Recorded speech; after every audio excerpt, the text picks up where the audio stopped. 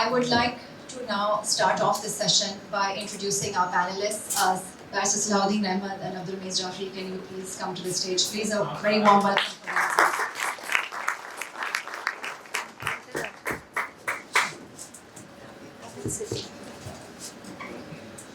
Barrister Salahuddin Ahmed, you are a graduate from the University of Buckingham and were called to the Bar of England and Wales from Lincoln's Inn in 2002. Barrister Salahuddin has practiced in Karachi, where he serves as a senior partner at MCA Law. He is renowned for his work in constitutional and commercial litigation, frequently representing significant cases in media, energy, and banking, and has been a leading figure in constitutional reform discussions in Pakistan. Salahuddin has also served as the president of the Sindh High Court Bar Association and Karachi Bar Association, reflecting his dedication to upholding judicial integrity and access to justice. We are also very pleased to have Abdul Moiz Jaferii here with us today. Abdul Moiz Jaferii is a seasoned lawyer and a political commentator, known for his candid analysis on constitutional law and judicial independence in Pakistan. With a practice spanning over a decade, he has frequently appeared across media platforms discussing the intersection of law, politics, and governance. Moiz is well regarded for his clear stance on constitutional amendments and the judiciary's independence. So, a warm welcome to both of our panelists. Assalamu alaikum. So let's kick off this discussion. I would like to ask both of our panelists to pretend as if they are in a court of law and make opening statements.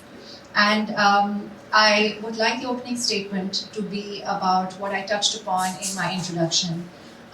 Is the Constitution really a sacrosanct document that works to further the fundamental rights of citizens and also uphold the state and support the state? And does it work for the prosperity of both? Or is it just a tool in Pakistan that is used by elite interests to legitimize their various purposes? If I could ask you to talk about that, and also if the ordinary citizen should care about the Constitution. So can I ask Salahuddin to start and then follow by Moiz? Thank you. First of all, thanks to SABKA, to Nazim Haji Sahib, Shimaila, for inviting me here. There's a question we come across a lot in private conversation. Why should we care about the Constitution? I mean, what does it actually, do for the people? Economic prosperity, health, education, etc. All the problems that we have in our country. How does having a constitution or adhering to that constitution help any of those problems? In a sense, it doesn't, right? Because that's not what the Constitution is there for. The Constitution is there primarily, there are other aspects of it, but primarily to control the abuse of power. Now, having a document like that will not by itself ensure that you're going to have good governance. What it's meant to do is that it's supposed to check the power of the state to abuse the rights of individuals within that state, and it is meant to maintain a check and balance between the different entities within that state and curb their abuse of power. So I think sometimes people misunderstand the purpose, and since I'm invited here by Nazim Haji Sahib, perhaps I can give an example from the business world. Now, a few weeks back, I had, two brothers come to me with a huge business. And they said, well, we're now doing succession planning. And, we've been running this business for the last 40 years and, now it's worth tens of billions of rupees, etc.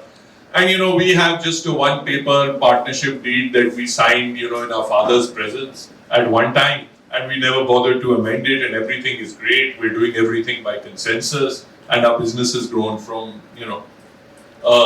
but now we are worried that we've got, 9 kids between us. Some of them get along, some don't get along. Some of them are involved in the business, some are not involved in the business. How do we protect, one of them is, mildly autistic. So we are worried that, he might not be, looked after properly when we're gone. So how do we ensure the protection of all these competing things? How do we make sure that the people who are in business are not going to be stealing from the people who are not actively involved in the business? How do we ensure that the kids of one brother don't fight with the kids of the other brother? How do we take care of the kid who is handicapped? Now, all these things, obviously, in order to protect that, then you can't rely upon that one-page partnership, or you can't rely upon natural love and affection. So you've actually got to set up a corporate structure. You have to put in a management system. You have to ensure that minority shareholders will be protected this way. The company will have audited accounts. The CEO will have certain powers. The board of directors will have other partners. The shareholders will have an AGM. All these kind of things. Now, you can put all of that there, and those are essential things, right? I mean, any investor who looks to get into a company doesn't just look at the business vision of the management.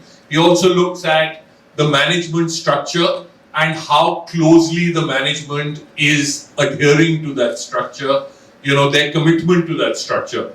Now, just putting in that structure is not going to ensure that the business is going to be great. Tomorrow, all the shareholders could decide to put all their money in crypto and, the company could go bankrupt.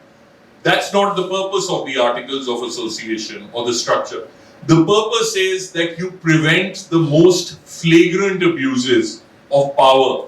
You prevent the CEO from saying कि मैं, 3 साल तक कोई accounts ही नहीं audit करूँगा. You prevent those kind of things inside the company, and with the hope that once you have robust management structures, then there will be sufficient stability for the company to grow. Now, as far as the management vision is concerned, that's not the job of the article of association. That's the job of the shareholders. When they come into the general meeting and they cast a vote and they make, they say we're moving at getting rid of this management, getting a better management with better ideas. But once that article of association are there, also the thing is the shareholders can't go to sleep. They have to be vigilant. They have to ensure that not only are they voting for good management, but that they're actually standing up for the management structure to be adhered to. And they're out and they're vocal and they're speaking up when that structure is being perversely altered for the private benefit of, the chief executive, or when the chief executive is just throwing out, the rules in order to help himself. That is something that you have to have activist shareholding. I mean, I'm sorry I've gone too business commercial in here, but that is the basic idea, to my mind, of the Constitution, why it's important to preserve it. Moiz, do you agree? Yes, I do agree. Thank you for having me. The Constitution is a skeletal document. It provides the limitations, it provides the basis upon which the body will develop its muscles and tendons and sinews. And in agreement with what Salahuddin Saab has said before me, I think the basis of the question was with regards to whether the Constitution is a public interest document or if it is a vessel for elite capture. And I think the almost opposite is true, that our Constitution is beset with, it is the frustrations of our Constitution that are caused by elite capture or caused by specific vested interests working in tandem to deprive the people of what their social contract says. And there is also a great failure on the part of lawyers and commentators to not be able to distill it down to the people, to be able to tell them what these events of capture are and what it means for them. So the constitution says that there shall be local government. And what it means to have local government is basically to have your lowest tier elected representative in walking distance from your home, who is answerable and knowledgeable of how much water there is needed, how much effluent there needs to be collected, how many markets there should be in your neighborhood, whether that high rise should be made or not. Now this is enshrined in the constitution, but elite capture / vested interest collaboration deprives you of it in the provinces. The constitution speaks of the National Finance Commission and how money is to be distributed amongst the provinces. But thereafter, there is also a constitutional obligation to then redistribute that money into local government. That doesn't happen, again, by way of a capture and frustration of constitutional design. More interestingly, and perhaps more layered, there is a way to share water. Now, if you ask agriculturalists in the southern areas of Sindh, where you will hear that the delta is eroding. Now, the delta is eroding because we are not allowing fresh water to flow. And but if you ask the agriculturalists of Punjab, they will speak of us wasting water by not building dams. So there was a need for a contract between provinces, and it was arrived at by way of how to share water, so that these separate interests could be balanced. And yet into this you bring the Special Investment Facilitation Council, which decides that now we'll take 6 canals out of the water system that irrigates that delta. And it is this disbalance that will lead to the decimation of farming in that area of Sindh. And it would not have happened had there not been a hijacking of the constitution in that way. And there's another example, it's more related to the corporate example that Salahuddin Saab gave. The constitution protects the natural gas resources of each province. It does so with a particular intent in mind, with the intent of protection of the smaller provinces, because every province other than Punjab has gas. Every judicial understanding of this, along with the federal understanding of this, has been perverse to the language of the constitution. And it has been deliberately so, because if you were to look at what the constitution says, Sindh, the businesses of Sindh, the businesses of Pakhtunkhwa, cannot be deprived of a constant supply of gas. And yet this has been turned into a myth, because this can't be true for Punjab. So when you have a province with such a footprint in the federal order, the actual perversion of the constitution is by way of federalism. And federalism is synonymous with majoritarianism through the opposite of provincial order. Now, the example might be long-winded, but if you were to adhere to just these 2 or 3 provisions of the constitution in corporate terms, if you were to allow for Sindh, which is self-sufficient, over-self-sufficient in its gas production, you would have greater incentive to invest in Sindh if you were a gas-heavy industry. That would lead to an evolutionary development of Sindh's industrial sector in a manner that is different from the development of the industrial sector of different provinces. This would allow for the natural evolution of industry in the way that has occurred in Europe, in the way that has occurred in the rest of the world, where there is a social contract and it is adhered to. But you don't, because there is a vested interest, a federalized vested interest in depriving the people of that promise. And the journey from getting enough gas to set up industry to having lots of unemployed people in a province isn't a very long one. But it is not a journey that lawyers are able to connect as clearly as they should be able to when talking to the citizenry. And the journey from having well-represented and empowered and autonomous local government to actually having things that work and having roads that aren't dug up half the year and having buses that work and having a tram that is not the dream child of a random chief justice, but is actually something that is being done on the ground in the interest of the people. These are 2 or 3 steps away from your constitutional rights. It is their perversion that is caused by elite capture. It is your deprivation of them that is caused by this cabal of vested interest that may be different in industry, it may be different in the bureaucracy, it may be, but their method of operation is common. They deprive you of that constitutional right. And it is a failure of ours to be able to communicate this more clearly, especially in Urdu. Thank you. Okay, great. I would actually like to talk more about the intersectionality of business and the economy and the rule of law and the independence of the judiciary, and maybe we'll come back to that later on in the discussion. But you did talk about elite capture, and so my next question, and I'll address that to you, Barrister Salahuddin.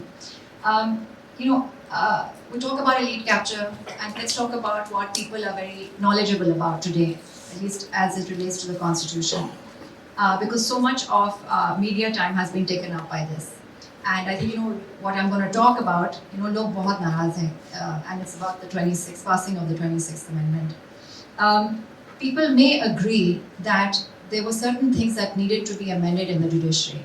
For example, judicial overreach, judicial activism, and we saw a lot of that in Saqib Nisar's time and before that, before the lawyers' movement. And I remember once even internationally we were embarrassed when The Economist ran an article about Pakistan's Chief Justice and his obsession with the price of milk. And then we've had allegations of judicial bias, especially with the previous Chief Justice, Justice Omar Atta Bandiyal. So there have been things that needed to be amended. And with this passing of this constitutional amendment, people are angry. And they're angry not because the executive has encroached upon the delicate balance of power between the three arms of government, the judiciary, the legislature, and the executive, but also because of the cloak and dagger manner in which they were debated, and the strong arm of the law that was used to have them passed. In fact, one of the leaders of the Progressive Party in Pakistan said he was not averse to using the strong arm. But also, keeping all that in mind and knowing that we need judicial reform, but the manner in which it was done. We've had a lot of people say कि जी इतनी बदनीयती हुई है, वो साफ नजर आ रही थी from 2022 onwards, when constitutional provisions were openly flouted. Supreme Court orders were not implemented. A particular political party was denied its mandate. And then the ruling party at that time delved into the Supreme Court's jurisdiction and passed the Practice and Procedure Law, which limited the power of the Chief Justice to take up suo motu.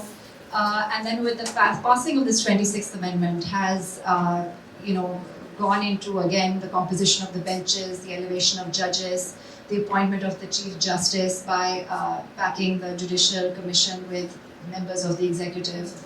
And then also setting up the special constitutional bench within the Supreme Court, जिसमें उन्हें खुद party बनना है, और the public seems to think they want to back with like-minded judges. So, and then of course there was a review judgment on Article 63.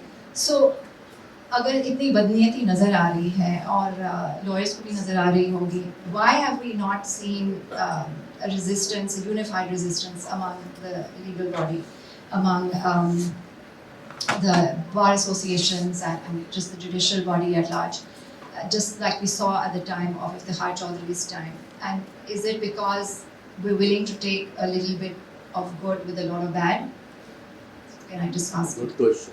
Well, as far as the bar associations are concerned, I think there are two differences with the time in 2007. I mean, you got to remember that in 2007, Musharraf's regime was already coming to a natural end, so to speak. At least the natural limits of tolerance that historically the Pakistani nation has been able to, and by nation I include within the army, within the levers of government, etc. People were much more sick of him at that time, right? And that obviously it reflects in bar associations, plus all the political parties at the time pretty much had kind of become anti-Musharraf. So that was one factor in it. Secondly, I think there is what you adverted to, the unreasonable behavior of the judiciary in the past.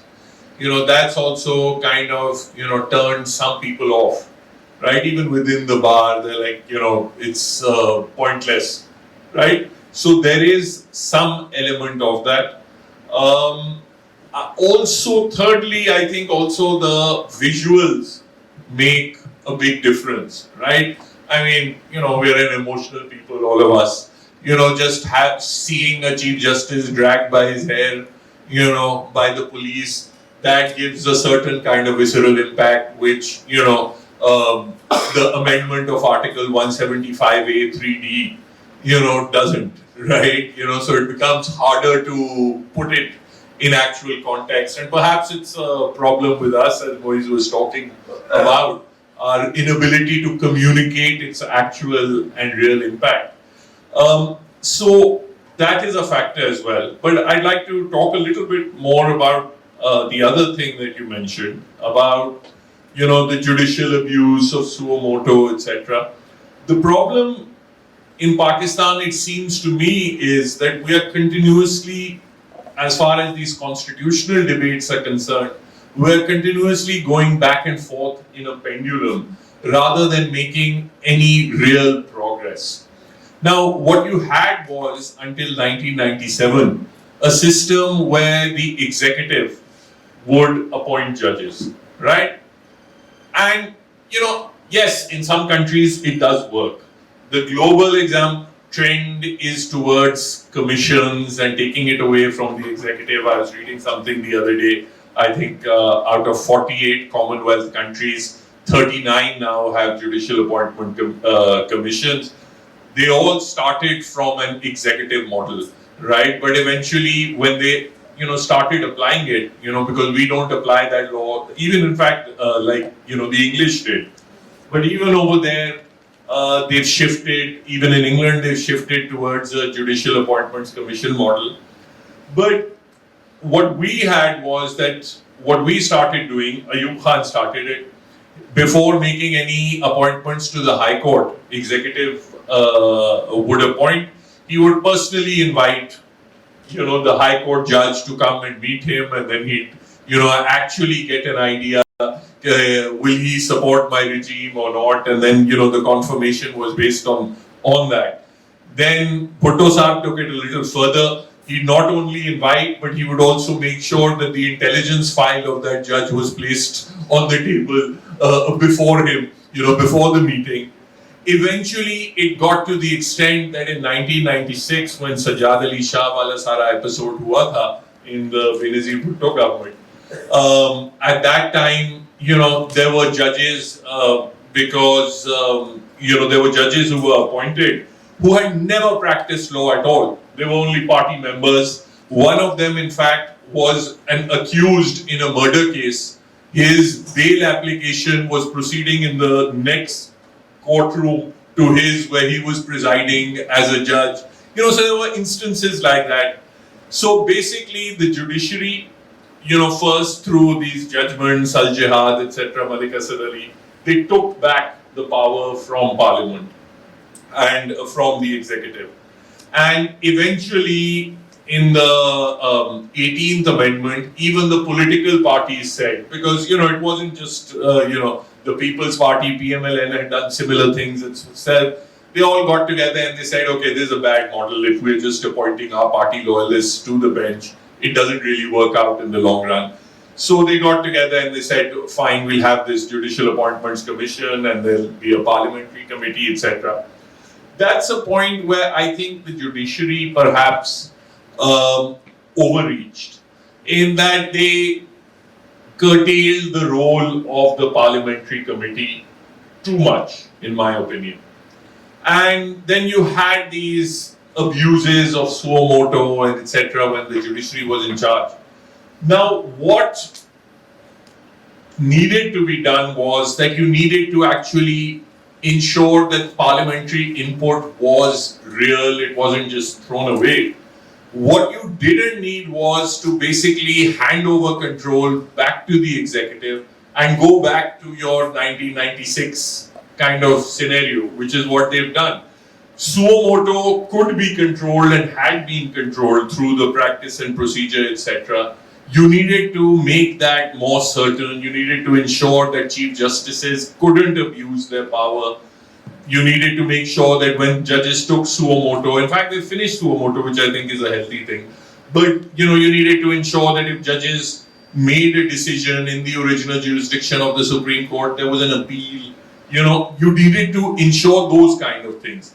By just saying that, fine, now the politicians will decide who the judges are, the politicians will decide who makes the benches, politicians will decide who becomes the Chief Justice, by those kind of things, you will inevitably create a backlash, 10 years from now, or 1 year from now, 6 months from now, you'll have another Al-Jihad and Malika Sadali and everything, and then you just keep on going back and forth like that. So I think it's quite unfortunate what has been happening. Okay, I'd like to bring you in on this as well, Moiz Jaferii Saab. And let's take a step back and analyze the role of the previous Chief Justice. Qazi Faiz Issa was also elevated on the basis of seniority principle. But you've been very vocal about how he has been damaging to the Supreme Court, to the judiciary and to the people of Pakistan. Now, if the seniority principle does not protect judgments from a political bias, there were similar allegations against Umar Al-Khattab and Diyal before him. And if elevation based on seniority is not the answer, and this amendment is not the answer, then what is the answer? Well, firstly, I'd like to say that this is the one question you could have possibly asked where I and Salahuddin Saab disagree. And, I welcome it. But in taking the larger pic, it's very easy to bash on Qazi Faiz Issa now. He's gone. He's being exposed in very different ways. But I need to firstly make this clear that this is not an answer.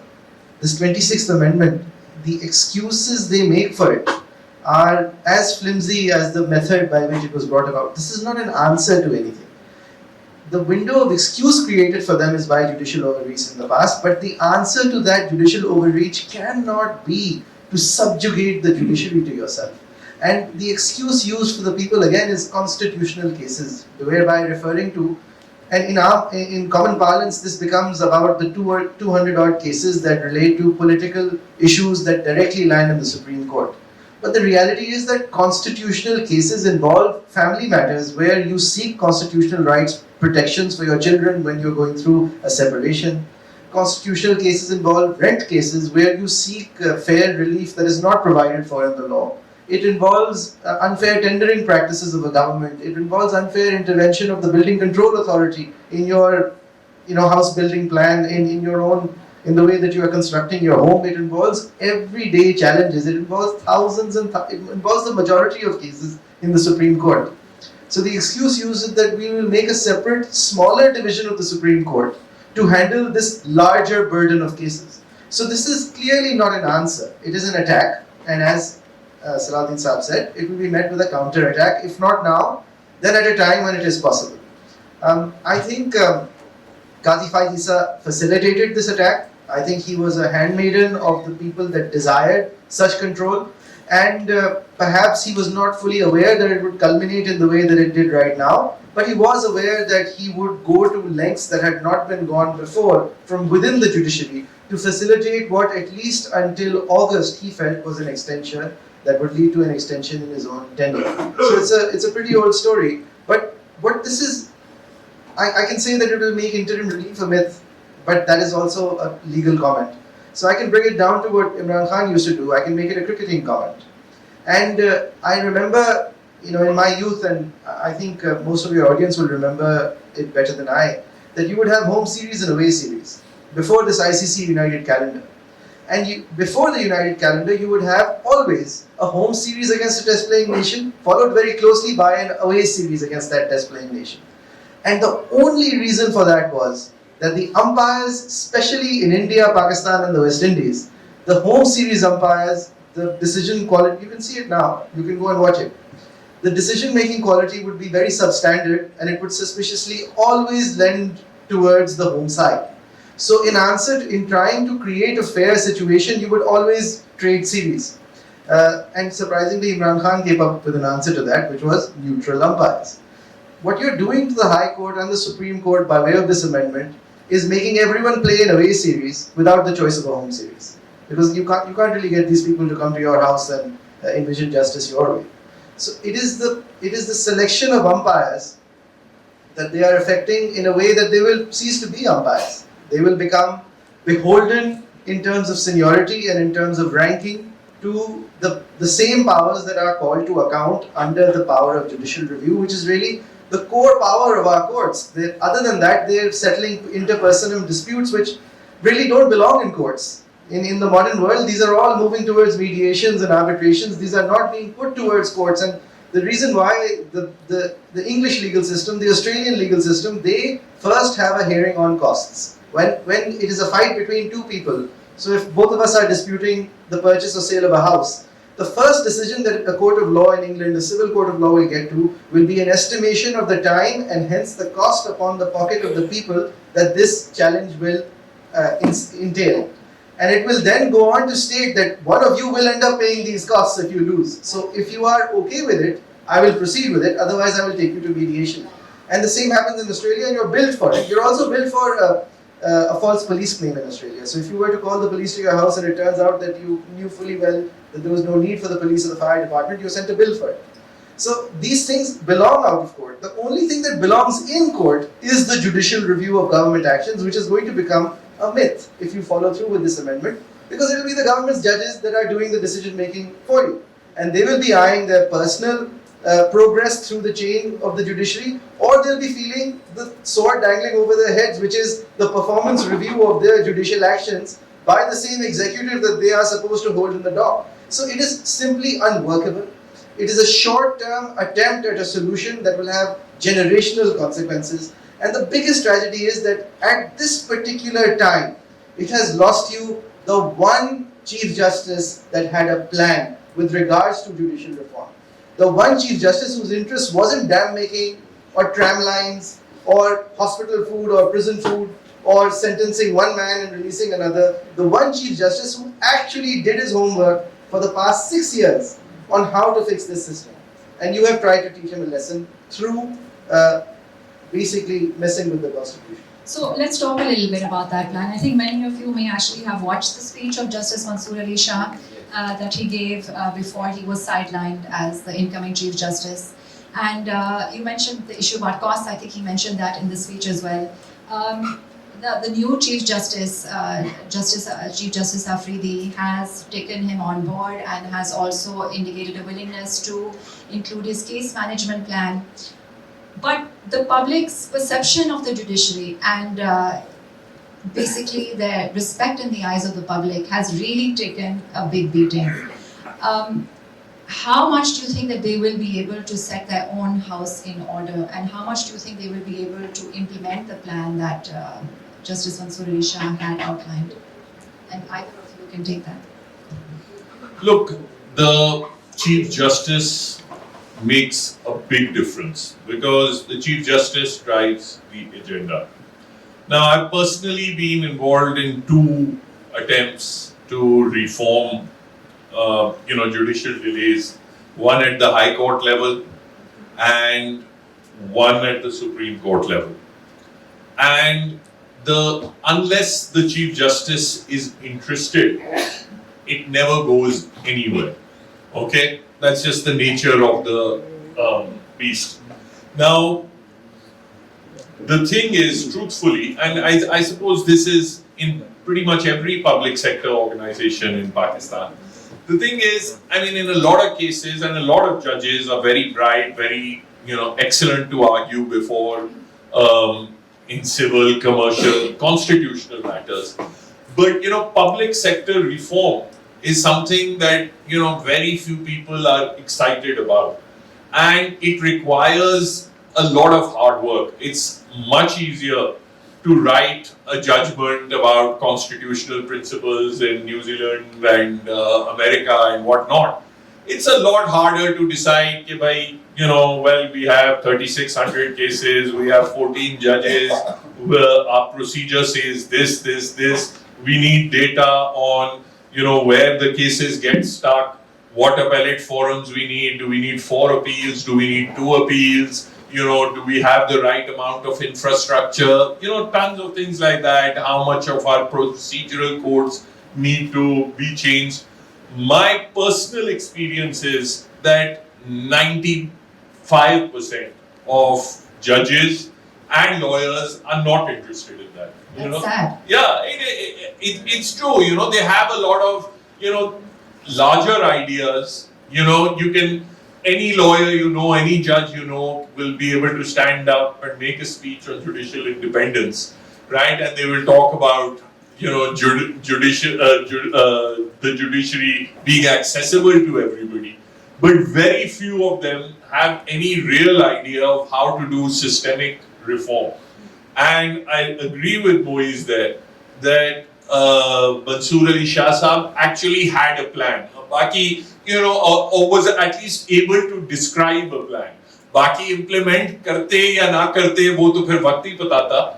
But, I've not yet heard anyone even talk about a plan of how you're going to solve the nitty-gritties of the thing, rather than just, everybody should be accountable and so on, and just speak.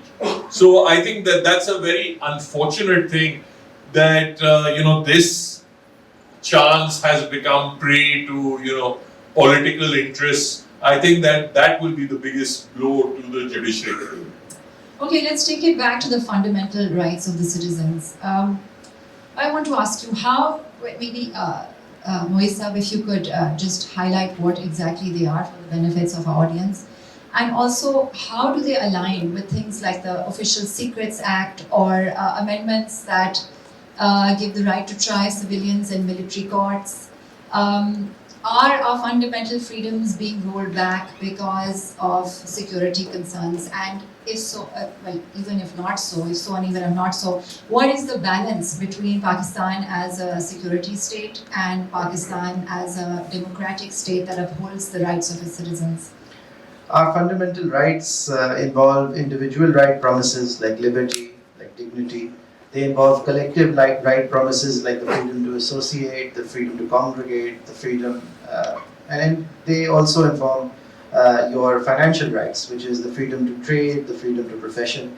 And they are the gamut of rights that the world has agreed upon to be sacred, except that we don't hold them sacred. And we find carve-outs for them on the premise of national security, which you will find in the post-9/11 world is the only excuse that the world favors using, except that we are unique in that the world has abused the rights of foreign citizens on their own soil on the premise of there being a national security emergency.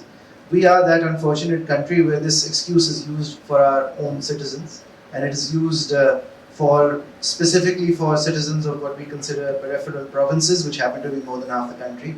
And it is how we've chosen to fight wars. It's how we've chosen to fight internal wars and wars of attrition with guerrilla forces. We have done so by sacrificing upon the altar of necessity fundamental rights. So in answer to your question, the state's entire approach is to first sacrifice fundamental rights. There is a movement, the most popular movement, citizen movement in Pakistan, two of them. One is the Pashtun movement, where they're asking for you to demine their land and to respect their dignity and not have them wait 3 hours, before which their privacy is violated through a body search. That is the basis of that movement. And you can see how popular it is, you can see the crowds that it draws, and all they want is for you to stop interfering in their daily lives of dignity.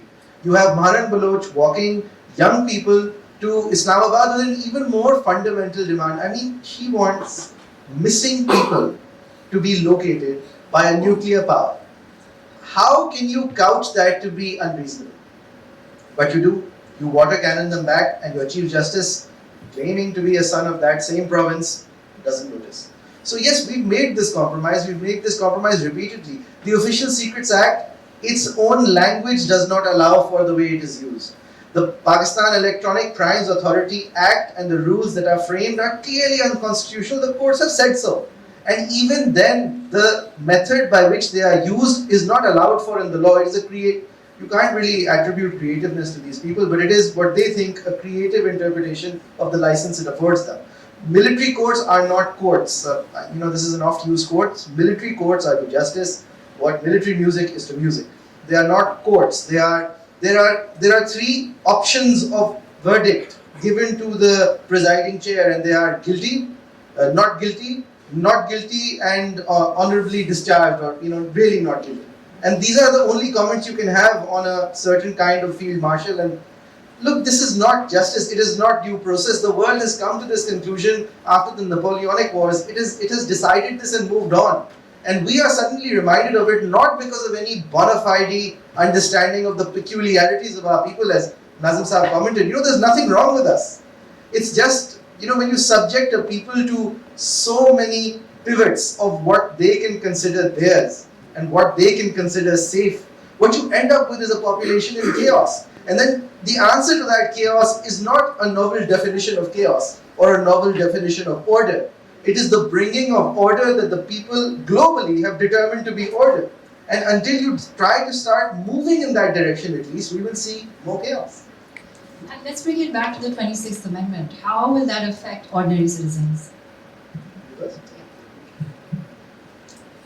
There are basically four things, I think, that are problematic with the 26th Amendment. Firstly, it lets this special parliamentary committee choose chief justices, from among the top three. Now, historically, what we've seen is that when judges are told that, you're in the race, we're considering you.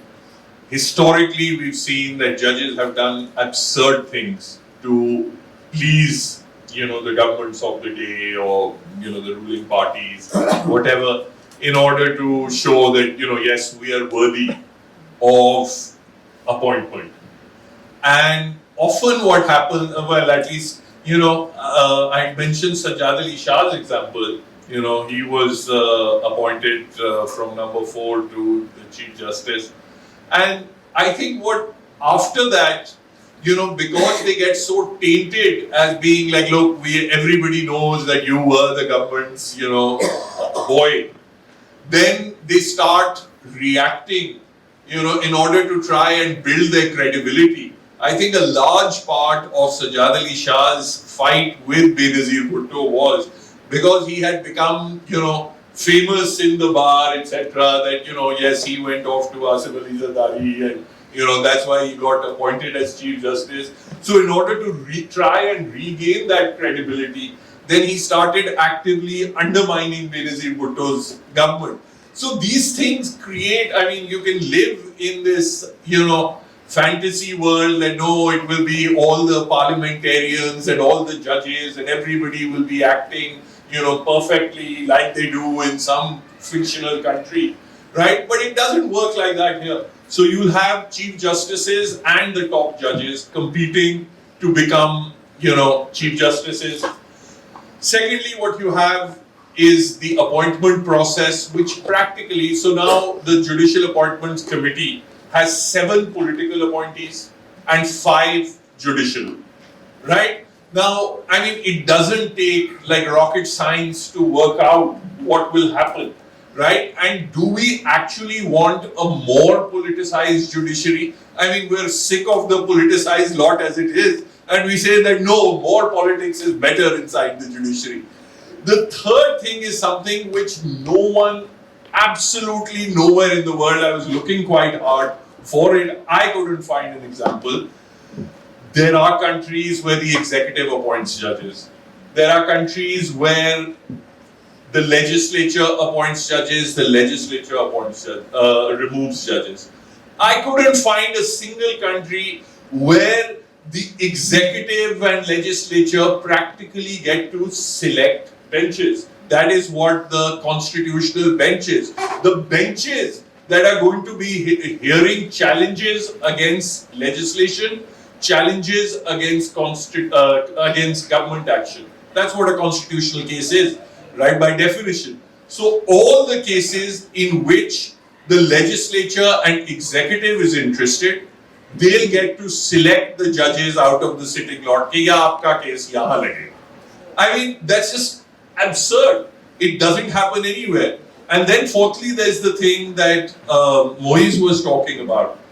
Now, you have performance evaluation, they've introduced performance evaluation reviews of High Court judges. by its own, that's an excellent step. We needed that. Okay, judges, if they know that we can't ever be removed, then it has predictable consequences on their performance. But what you've done is that you made the performance evaluation review. Again, you put basically 7 politicians in charge of that process. And the worst bit of it is that, and predictably what happens is that any lawyer who is in a political party, obviously he wants to be on the committee that's choosing judges, appointing benches, writing reviews of judges. So you're going to have this situation where, all the lawyers of all the political parties are sitting there. How do you think that when they appear before that judge in the High Court, what do you think is the predictable reaction of the judge when faced with Moiz Jaferii as compared to XYZ, who is actually going to write his ACR at the end of the day? It just makes the whole idea of fairness of trial and due process, it just throws that out of the window. And what it also causes delays, because if a Supreme Court bench is hearing a particular case and an issue related to the Constitution comes up, will they then stop hearing that case and will it go to the Constitutional bench, or how does that work? Is there any clarity on that? Well, that's why it's adverse to the statement of object and reasons. It will create a duality, it will duplicate that action at the very least and either stall the action and wait for the Constitutional Court to rule on that particular point before it comes back and starts again, or it will bifurcate the action and you'll be basically taking the non-constitutional bench relevant issue to the constitutional bench and the other issue to the general bench or the leftover bench, and you will effectively be multiplying litigation by 2. So the object and reasons, as we were told, were to reduce judicial backlog. So you did it by ousting the one guy that had a plan for it, and then you doubled judicial backlog. And you did it in the dark of night, without showing anyone what you were about to do, and by having people who later came on the record and said that, look, I needed dialysis, but now I need anti-malaria pills as well. Because the place where they kept me against my wishes, I got bit, and now I'm too sick to walk. And we're supposed to respect this as process. And this will culminate in Bilawal Bhutto Zardari sitting on a judicial commission to determine the veracity of judges. And I fail to understand what the antecedents of that is, why he's interested in that particular position at this particular time. I think all of it points to nefarious intent. All of it points to what Salahuddin Saab has said, that look, what we gloss over is that this isn't just a Supreme Court issue. This is going to be a generational High Court issue.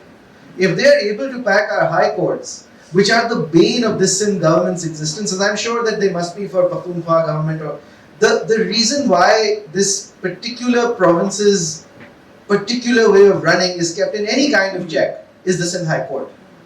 And if they are able to pack their interested candidates, or they are able to pick candidates and keep the sword of performance review hanging over them, they know that they can settle this one particular problem once and for all, because Supreme Court issues with government comes once in a decade. High Court issues with government comes weekly. Weekly governments are sometimes unfairly told how to do their job, but mostly they are looked into through the lens of judicial review, and the glaring violations of law are pointed out, and this will become a myth. It will become something that used to happen. I was joking amongst the lawyers group that it will directly affect also what lawyers are able to get for clients. So it will directly affect the worth of a lawyer to a client. I fail to see how there would be anything more than middlemen when it comes to getting to a constitutional bench and getting the judge to do what will be fait accompli. So I think this will have generational effects on our practice and on the province as a whole.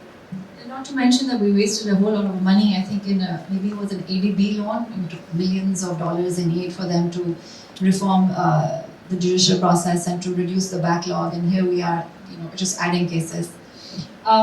Okay, I think we are almost at a time where we want to take in the comments and the questions from the audience, but I just want to touch upon something that was talked about by both of you, and that is the intersection of between the judiciary, the rule of law, the independence of the Supreme Court, and the economy.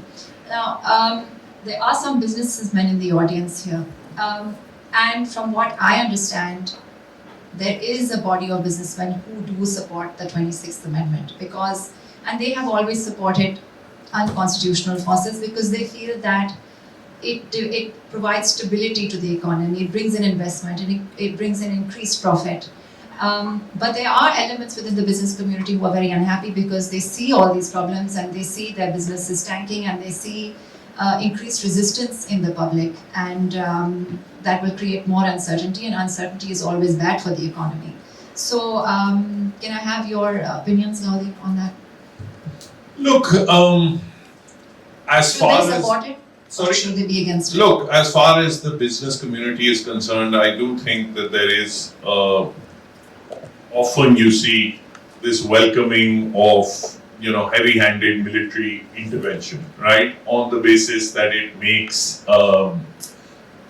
business easier, it makes things quicker, it's more stable. I think that a lot of that comes from a lack of understanding the insidious ways in which this repeated military intervention, whether overtly or covertly, actually destabilizes the country as a whole. You have, people for things that I can't even, for example, understand what actually goes in, a general's mind when he just decides, no, I'm tired of this prime minister, now we should have a new one. And then he shifts back and he says, no, we must have a new prime minister. And the whole media industry and, the judiciary, etc., is expected to get into the act. I mean, it seems to me that it's those things that are primarily, you have policies, sometimes you decide that yes, we're going to do trade with India, then sometimes you decide, no, we're going to bomb them. Same thing with Afghanistan, we're going to welcome people from, rehabilitate the Taliban, then we realize, no, they are responsible for terrorism. So you have these arbitrary policies swinging all over the place, depending on who is sitting in the army chief's chair. So that to me seems to be the reason for a lot of the instability. I think a lot of in the business community, they feel like, well, so long as my relationship with this guy is okay, I think my business will work. That ties into that whole elite capture thing you were talking about. So, bringing that to you as well, Moiz, what do you think that advocates can do? What can the ordinary citizen do? What can the legal body do about it? Look, the ordinary citizen and the businessman should first understand what this entails.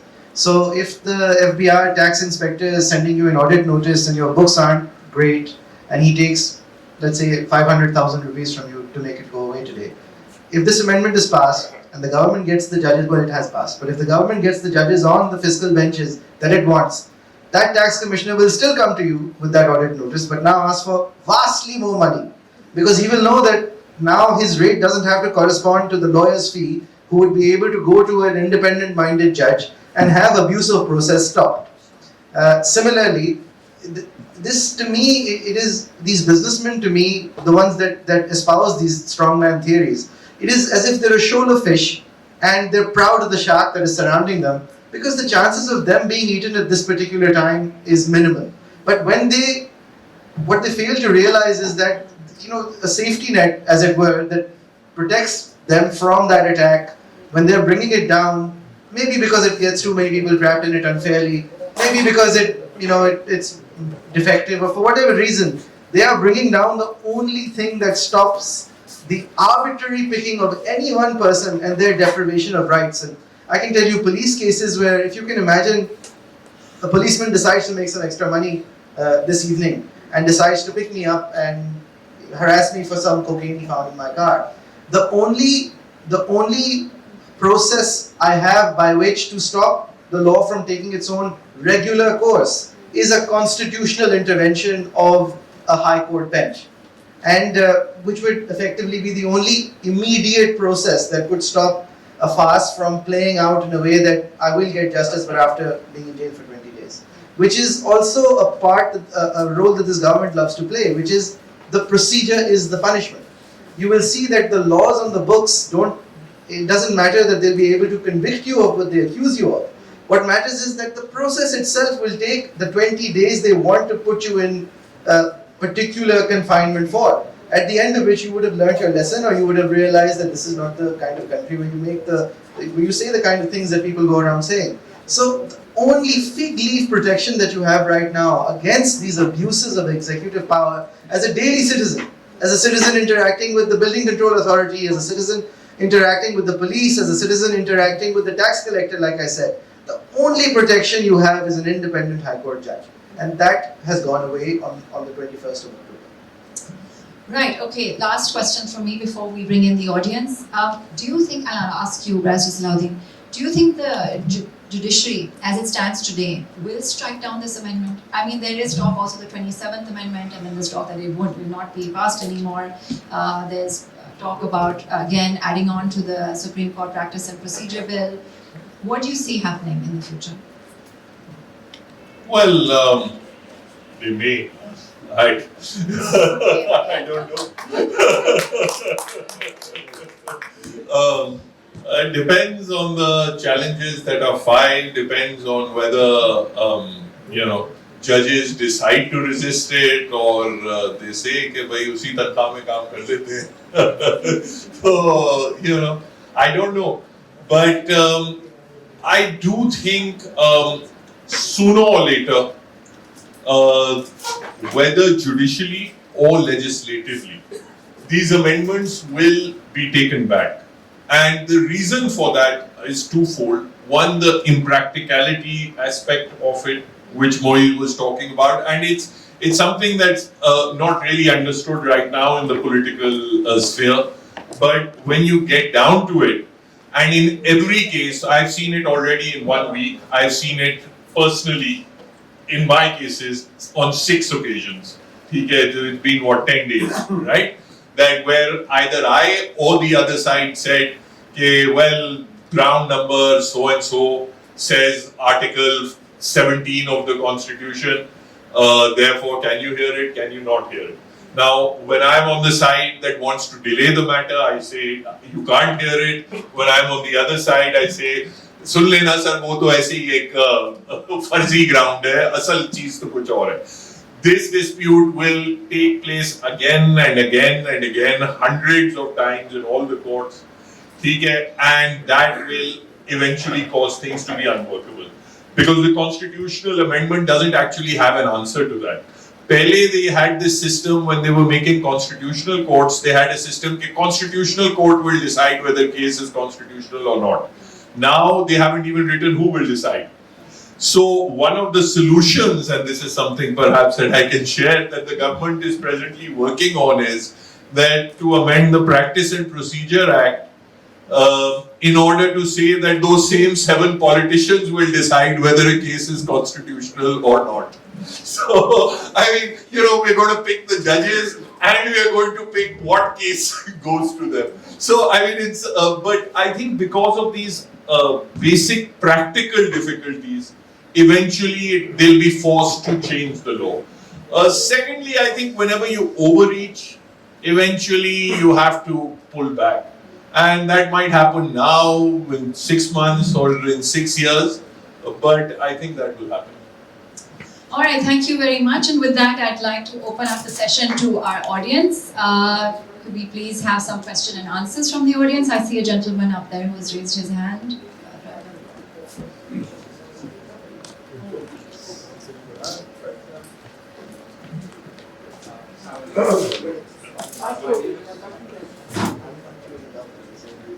Can you hear? My name is Shahrukh and I am lecturer at Ahmed University and I am glad to be here, and it seems like I am one of the youngest here in the audience. My question, I'm not a legal expert, but I have a question with me. Wait a minute. It says that in a democratic setup, why can't state and constitution work together for betterment of people? अभी तक हम सुनते आ रहे हैं कि जी state एक अलग entity है और कॉन्स्टिट्यूशन अलग एंटिटी है, और स्टेट को हम इन डिस्गाइज में समझता हूँ कि हम दी वॉइस से उसको रिलेट करते हैं। अमूमन सोचते हैं कि जी वो स्टेट और कॉन्स्टिट्यूशन चूँकि एक साथ नहीं चल सकते, देयरफॉर ये सेटअप नहीं चल सकता। तो इस मामले में जो है आप लोग क्या opinion? Thank Yeah, one of the great myths that we perpetrate is that there is something called the establishment in this country, that is the proponent of status quo. And we use this term from the American coastal establishment or the understanding of England that there are a bunch of old men who think alike, and some of them might be lawyers, some of them might be bureaucrats, some of them might be in the army. Actually, we call what's happening in this country the establishment to hide our shame, which was alluded to by Salahuddin Saab, that we have no establishment. We have one man, and it's a clown show. So if he decides that black is black today, black is black. If he decides black is white, black is white. And it's these pendulum swings that happen violently and repeatedly that lead us to the situation we are in as far as the rule of law is concerned. Now, what you call a state is actually not even the institution that Mr. Qazi Faizi would call it. It is a government department. It is a government department that reports to the Under Secretary of Defense, that reports to the Secretary of Defense, that reports to the Cabinet Secretary, that in the middle will report to the Defense Minister, who will then report to the Prime Minister, who will function in that order of authority. So if you are trying to create a balance between this government department and the social contract of the country, which they swear an oath to abide by, there can be no balance. Any attempt to create a balance can only look like the 26th Amendment to the Constitution. And that's why we're all here.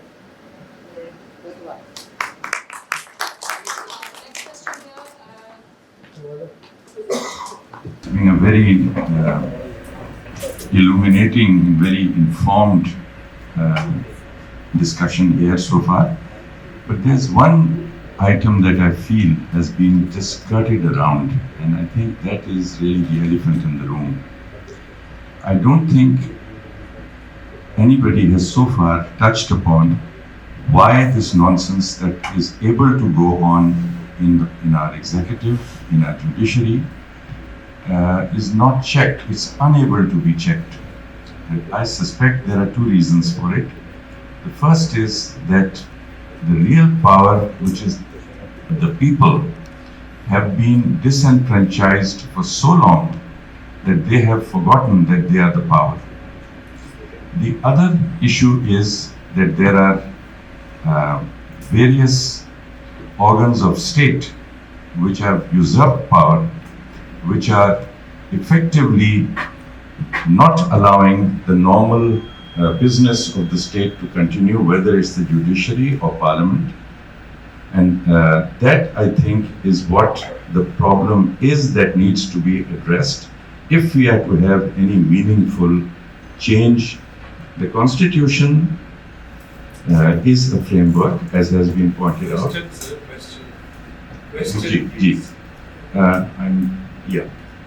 How do you think we can get past this problem of interference so that people can do what they are supposed to be doing? Each organ of state does what it's supposed to be doing. Thank you. Thank you for the question, sir. I think first we have to understand what the interference is. And I think when we understand what it is, we can also see how it can be best counteracted. So this is also a myth in this country, that interference is from some chap who thinks a lot about something and knows more than you and comes up and tells you what is what, when it is actually the only means of interference is via coercion. And increasingly, which is why the one relevant interdepartment of that agency comes into focus. Because the only method of coercion in today's day and age is by threat of use of force or the threat of information. The only weapon available which fuels this interference, as you have seen again and again when it comes to judges, when it comes to individuals, is to threaten their children or to expose their private lives. And I think if that is going to be the line, then I don't think it is sustainable. But if the line is going to be to expose their private lives and mean something other than finding a camera in the bedroom of a judge, if it means your bank details being suspicious or your personal transactions being suspicious, then I think that is easier for them to get to. So I think the answer for interference is to just have a few good people in the right positions, and I think that is how it will start, because you will have to insulate somewhere. But you must also be clear what the mode of attack is. The mode of attack is not competence against competence. The mode of attack is not a better idea than the idea you have. The mode of attack is, we found a video. The mode of attack is, your daughter goes to this school. Now, if you're faced with that mode of attack, what is the answer that, a normal person who left their home to do a normal day's job can give? Not many can give the answer that, some judges are giving, and not many can give the answer that some activists give on a daily basis. You look at the lives these people live, the lives that, I'm not going to name judges because I am a practicing lawyer, but you look at the life that Marang Baloch lives, you look at what she's been through, you look at what she's exposed to, you look at the propaganda against her. All for what? What is she asking for? I will say again, she's asking for disappeared people to be accounted for, not even given back. She's given up on that a few years ago after her own father died. She just wants an accounting of the people you have made into ghosts, and we are unable to give it. So you've identified the problem. What are you going to do about it? What can be done about it?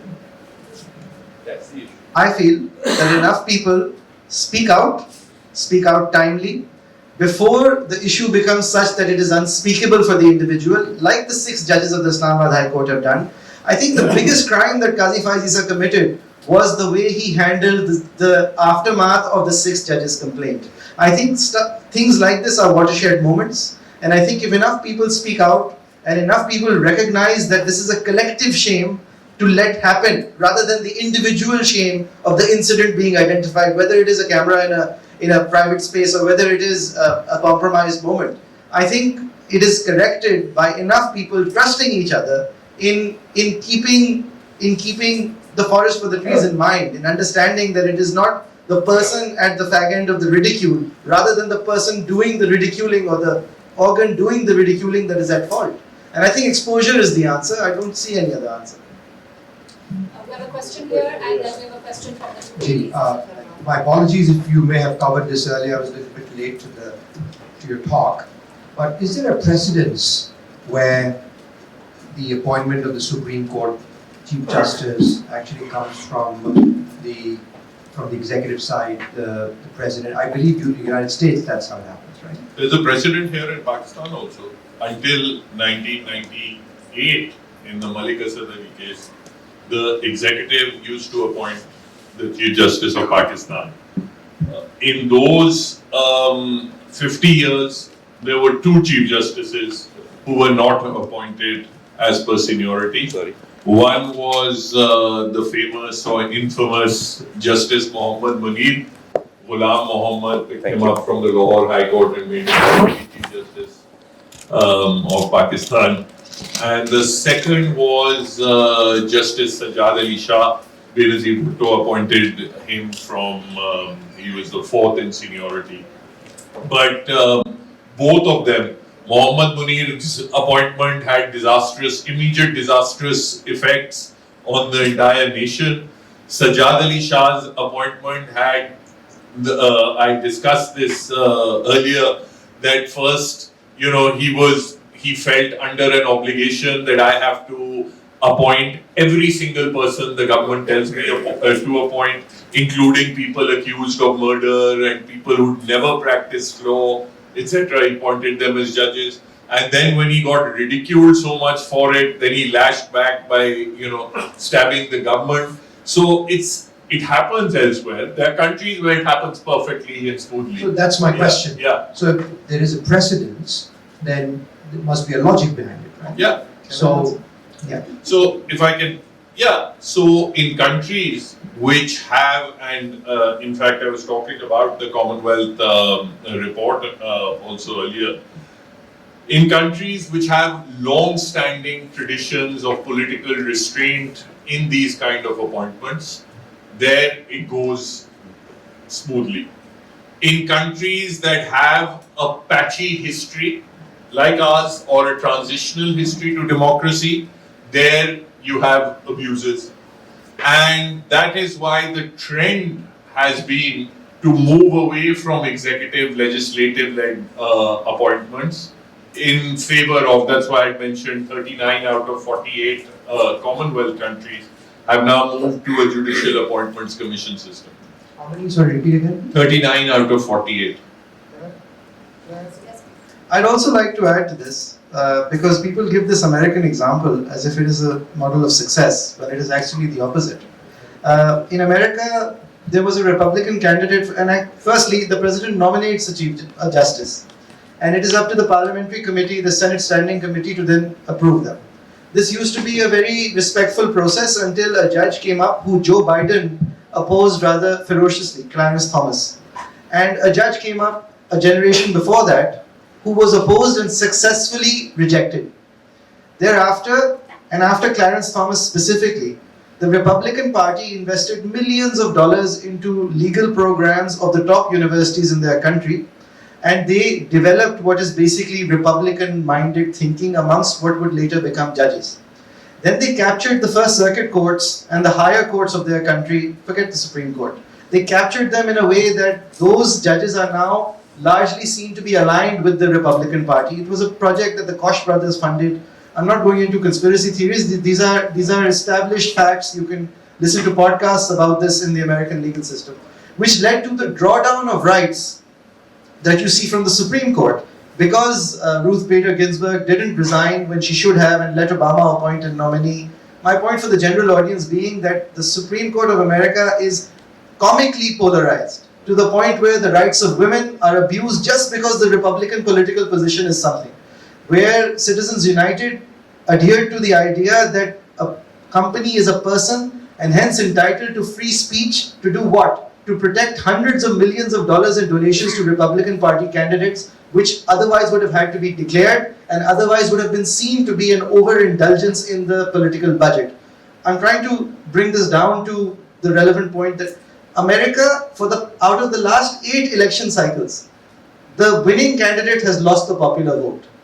The Republican Party, in a functioning democracy in America, could never have a president.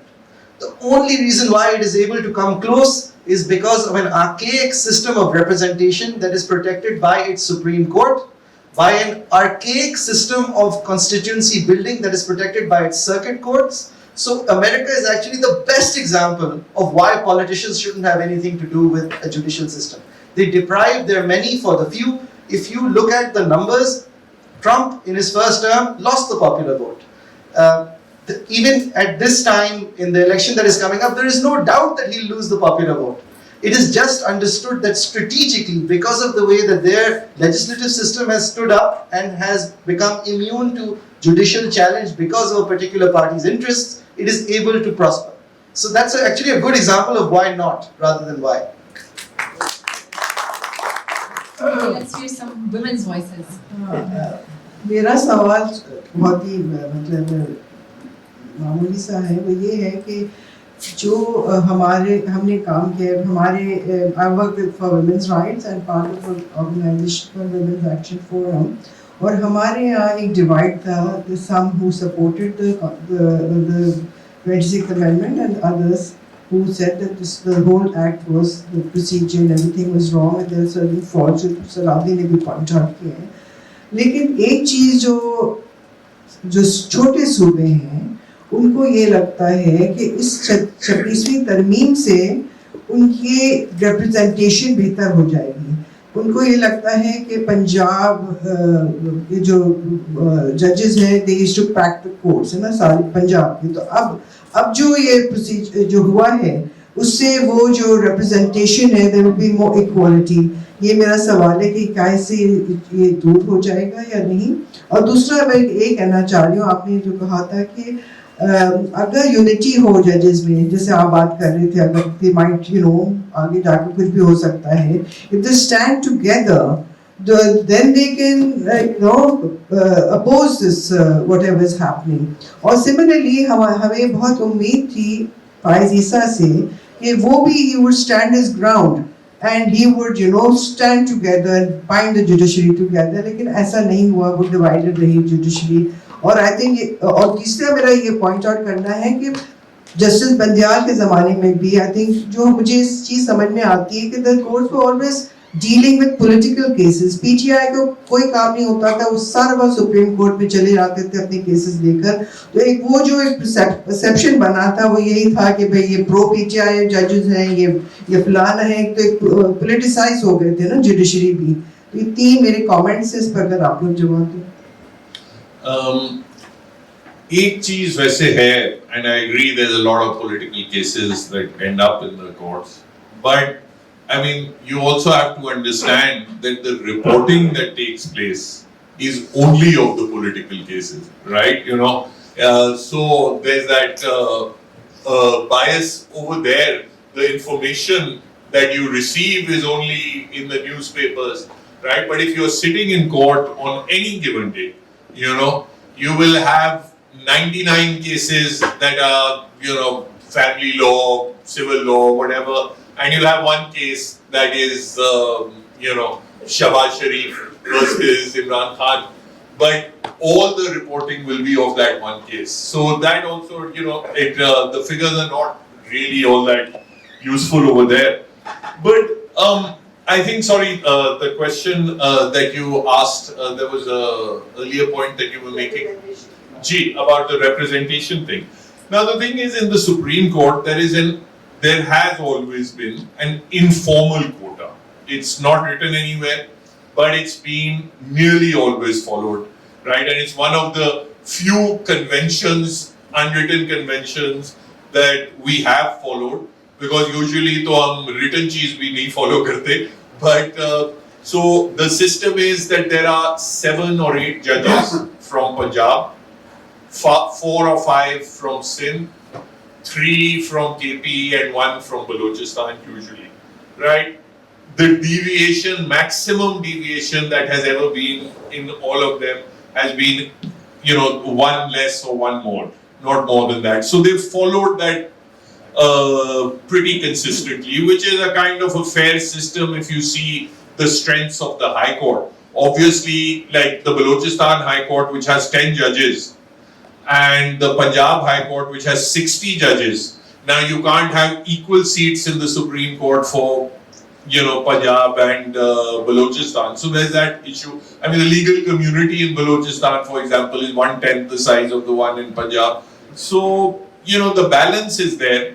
What this new amendment does is, I mean, it says that the constitutional benches may have an equal number of, वो भी उन्होंने change कर दिया. पहले कहा था कि they will have, मगर उसके बाद उन्होंने कहा कि they may have. So if you don't like the judge from one province, so you can get it from another province. So I mean, that has just been made directory rather than making it mandatory. So it doesn't really redress the balance.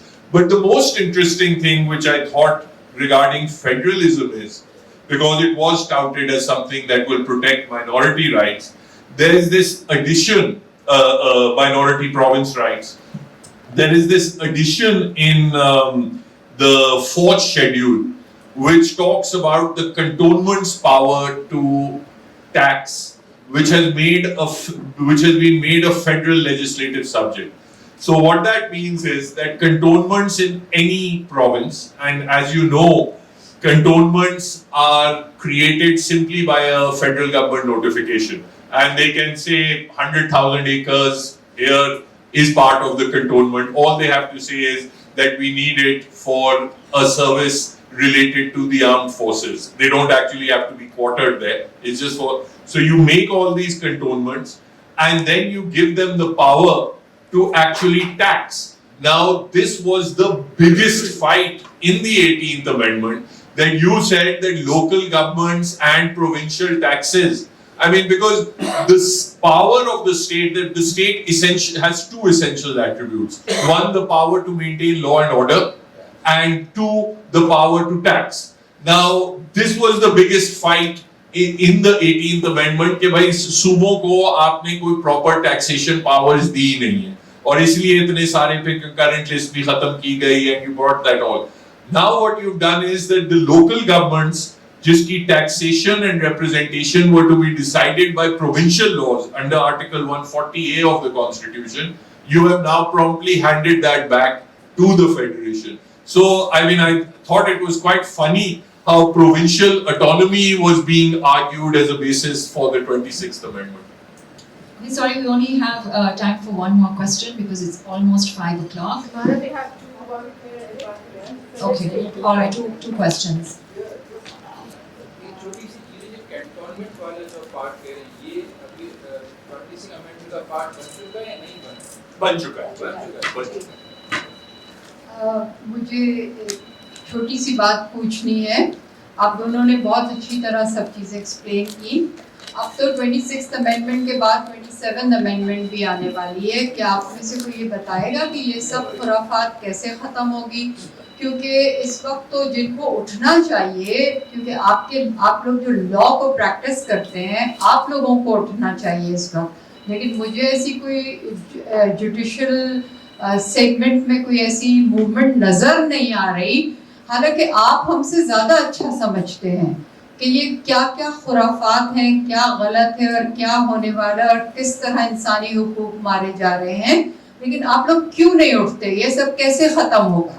You know, practically, one of the problems which I didn't mention before was that हमारा माशरा अभी इतना polarized है कि इमरान खान और इमरान खान के दुश्मन कि जो इमरान खान को नापसंद करते हैं, ठीक है, they are willing to ignore any kind of erosion if it involves keeping him out, and that's frankly my perception of both in society and in the bar. And you know, both Moiz and I are no fans of Imran Khan. We've been strongly criticizing him, but you cannot give away all your rights and freedoms, you know, just because it might help one political party or another at that particular juncture. So how is it going to end? Excuse me. Meetings like these on a multiple level everywhere in the country with political parties, with bar तो associations. 75 साल और निकल जाएंगे पाकिस्तान के, और फिर तो कभी भी खत्म नहीं होगा। I'm not the part of legal fraternity. I'm a journalist and I come from a province which is Balochistan. The definition of law that is in Balochistan and in the peripheral areas is quite different than the definition that we see in Islamabad, Karachi, and in Lahore. So I have seen one of you has mentioned Maharang Baloch. Maharang and we have done politics together for since the very start. But now the question stands: how much relevant these amendments, these laws, these definitions of laws are in Balochistan, and what implication would it be for the people of Balochistan, which are already under fire, because of enforced disappearances and other issues?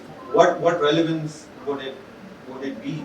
What's so important with this 26th Amendment? Moiz, would you like to take that? Well, firstly, we failed Balochistan for a lot longer than the 26th Amendment. But the relevance is that the faint hope you may have had for independent adjudication of the problems of the people of Balochistan is now gone. So it's worse. I think, but what I'll add to that is that there is a huge problem Balochistan when you go there, both in government and in the judiciary, you find a completely different attitude, like to what you did point out. बाकी जगहों में ऐसा नहीं है कि लोग फिर भी हिम्मत कर लेते हैं. वहाँ there is a sense कि ये सारे फैसले जो हैं वो वहाँ से छावनी से ही आने. That aspect has to change, and it has to perhaps change in the rest of Pakistan in order for there to even be a benefit in Balochistan. What we are seeing is the Balochistan, rather than import another model to Balochistan, we are importing the Balochistan model to ourselves. That is the problem. That is what needs to be We're going to resolved. take 2 more questions. Can I ask you please कि थोड़ा सा मुख्तसर रखें? जी, hello.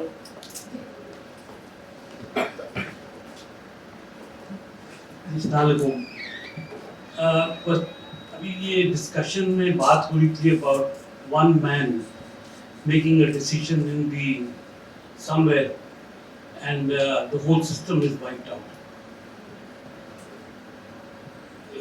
due to some association with General Musharraf Sahab. 24 years ago, I asked him a question: how can you, a single person, break the law and the constitution and come into power? तो आपने तो constitution को swear किया हुआ to uphold the constitution. So he looked at me for a long time and said that I swore on the Holy Quran to defend Pakistan. I did not swear on the constitution to defend Pakistan. The constitution is a piece of paper, in my opinion. I have to defend the Quran. I swore on the Quran. So I'll protect that. He swore on the Quran to abide by the constitution. No, he swore on the Quran to protect Pakistan. Those were his words. Those were his exact words. And I do it again and again and again. These were the words. Is that a legal loophole? Because all sovereignty please belongs to Allah. listen what he said. I have not made it up. This is what he said. The second said, I said, how can you alone make this decision? So he said, no, I have repeatedly said, me and my colleagues. That was also on record. So it surmises that the army chief himself is quite powerless if one knows the army setup. They have the corps commanders, they have the support base on which they go and make these decisions. I asked him, why couldn't you find, isn't there anybody available here, why do people come in? So he said, show me a politician who you can trust. It's the politicians themselves who create all this problem and we are there. So what's your question to the So my panel? question is that you have just said that the reason the constitution and everything has been affected and it's trampled upon is because of one establishment. Could it be that the politicians themselves, we ourselves, are responsible for letting somebody else come in unnecessarily? Well, before you, because I know you want to read that out. Bismillahirrahmanirrahim. I, Pervez Musharraf, do solemnly swear that I will bear true faith and allegiance to Pakistan and uphold the Constitution of the Islamic Republic of Pakistan, which embodies the will of the people, that I will not engage myself in any political activities whatsoever, and that I will honestly and faithfully serve Pakistan in the Pakistan Army or Navy or Air Force as required by and under the law. May Allah Almighty help and guide me. Moiz उसकी उंगलियां ऐसी थी, उसने उंगलियां ऐसी रखी थी. I think देखिए ये आपकी जो बात थी कि certainly I mean the politicians have not done a great job. ठीक है, no one, I don't think, or even for that matter, Judiciary has not done a great job. You know, but the army has also not done a great job, right? We've lived half our lives under the army and we've lived half of it under politicians. And I think we'd be hard pressed to say, you know, okay, who did a better job? The problem that I have is with, if you have a system which divides up your powers in a particular way, the problem that I have is that some person who perhaps has a worse track record than me decides that no, I should decide how everything else will be run. So that, I mean, to me seems to be a very strange way to run a country. But my question is then comes to it that you talked about two people. What about the judiciary itself? How kosher have they been? Yes, I said that even judges, the whole premise of my my opening statement was that when you build these rules of how you will run, you have to follow them. I mean, whether you're a judge or you're a politician, a parliamentarian, or you're an army officer, there are these rules that are written here. So just follow them, and then let's see. That might not, take us to heaven, but it will actually stop us from falling into hell. Okay, we have one question here. Yeah, my question is the subject here that we have. But I'd like to just say something about something that was said before. Okay, let me just get back to this. You're saying respecting and protecting the fundamental tenets of the Constitution. you have, what is the education level here in this country? And you are talking to educated people here. How many are you? Look at your level, and you're asking us to learn, respect, and uphold the fundamental tenets of the Constitution. How many people even know the fundamental tenets of the Constitution? How do you go about? And then my other simple question is where in all of this is ethics, societal ethics? Nobody mentions ethics. Everybody is doing Western medication, ye antibiotic badal do, wo antibiotic badal do, doctor badal do, and all that kind of a thing. How do you communicate your tenets of the Constitution to the common man? That's my question. देखिए, I think ये बात तो आपकी सही है कि people might not know, even in this audience, if I was to ask, name 10 fundamental rights, I'm sure most of you might not be able to. Maybe I wouldn't be able to. Okay, I'd have to read it at least. But I think a general understanding कि मुझे बगैर वजह के Constitution, but he knows कि ये मेरा हक है कि मुझे गायब नहीं कर सकती कोई पुलिस वाला आके मुझे जबरदस्ती अगर मैंने जुर्म नहीं किया हुआ तो अंदर जेल में नहीं फेंक सकती। उसी तरह ये बात कि मेरा हक होना चाहिए कि मैं आजादी इजहार हो, ये people know it कि I should be allowed to criticize the government if I like or political parties if I like, even if they don't know that it's part of Article 19 of the Constitution, and that's why people get agitated when they are not allowed to speak. उनको उठा लिया जाता है अगर कोई बोलते हैं वगैरह. Similarly, people know intuitively कि हाँ ये मेरा हक है कि अगर मेरा मुकदमा अदालत में है तो जज जो है वो फेयरली और इम्पार्शियली बगैर जानबदार हुए मेरा फैसला दे. That's Article 10A of the Constitution. So I think if you actually या अगर मेरी बच्ची और मोइज की बच्ची किसी मेडिकल कॉलेज में दाखिले के लिए जाते हैं, मेरी बच्ची के नंबर ज्यादा हैं तो उसको दाखिला मिलना चाहिए. That's Article 25 of the Constitution, the right to equal treatment by the state. So I think most of these fundamental rights we know actually that they are our rights. We might not be able to locate their place in this book, but we know that they are our rights, and that's why we agitate when they are taken away. That's why we have to hire and pay you lawyers. Salahuddin sahab, excuse me, Salahuddin sahab or Moiz sahab, I hope you stay safe tonight. All of us. क्योंकि आपने कहा कि जो इस house में लोग बैठे हैं और इस तरह के सेशंस होने चाहिए, तो मैं आपकी तवज्जो और आपका I need your comments from both of you on two things.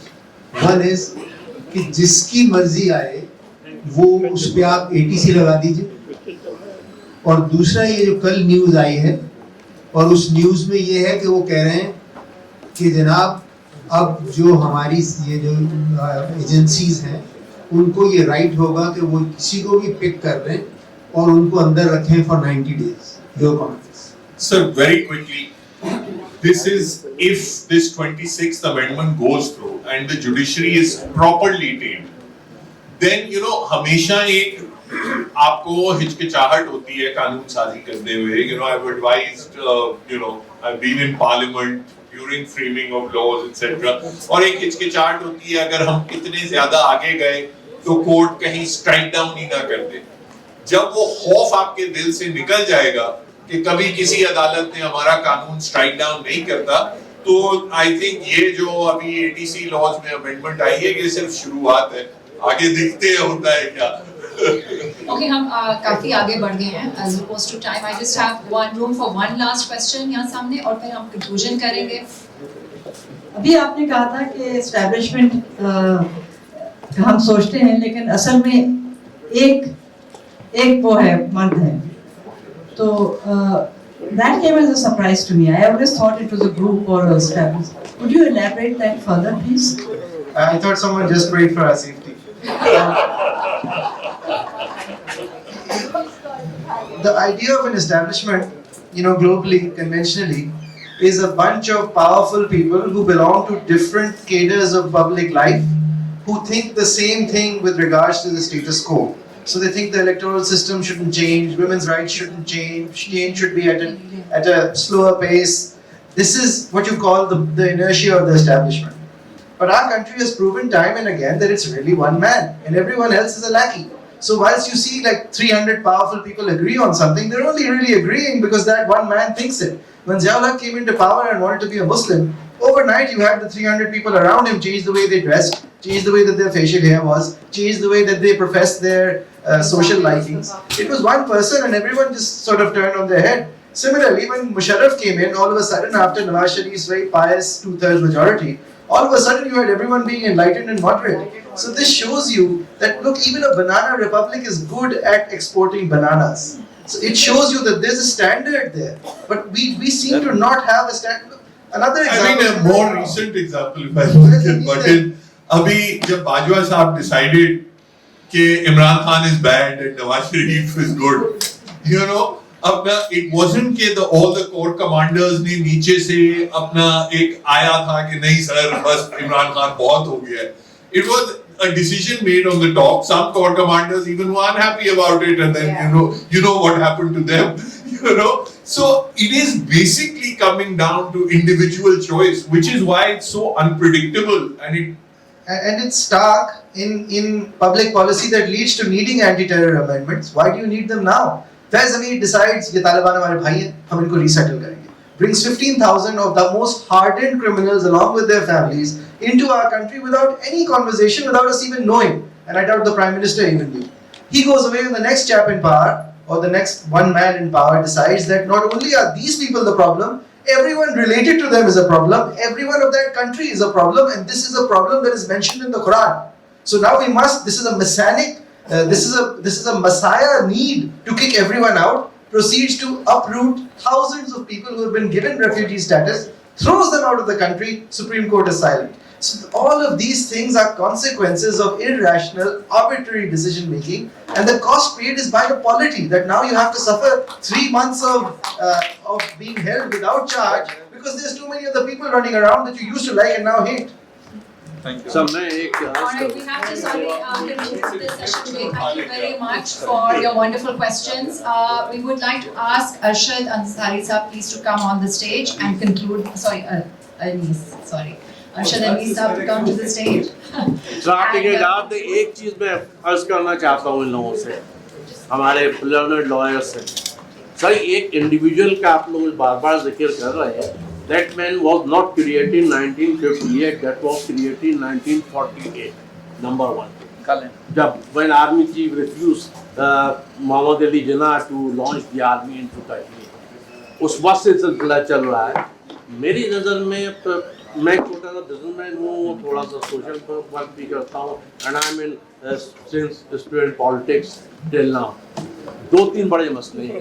Basic मसला हमारे यहाँ इंस्टीट्यूशन है कि हमारे यहाँ आज तक ऐसा इंस्टीट्यूशन क्यों नहीं डेवलप हुआ जो ये बताता है एक आम, देखिए हम जो यहाँ लोग बैठे हैं ना, we are not even double figures, और इसी टाइप के सेमिनार्स हम करते हैं, we are not even double figures. तो इंस्टीट्यूशनल फेलियर है हमारे यहाँ सबसे पहले। दूसरी, अब हम उस मकाम पे आ गए हैं कि इस एक मैन को हम क्रिटिसाइज करने के बजाय हम हल निकालें कि उसके साथ मिल के काम करके कौम आगे बढ़ सके।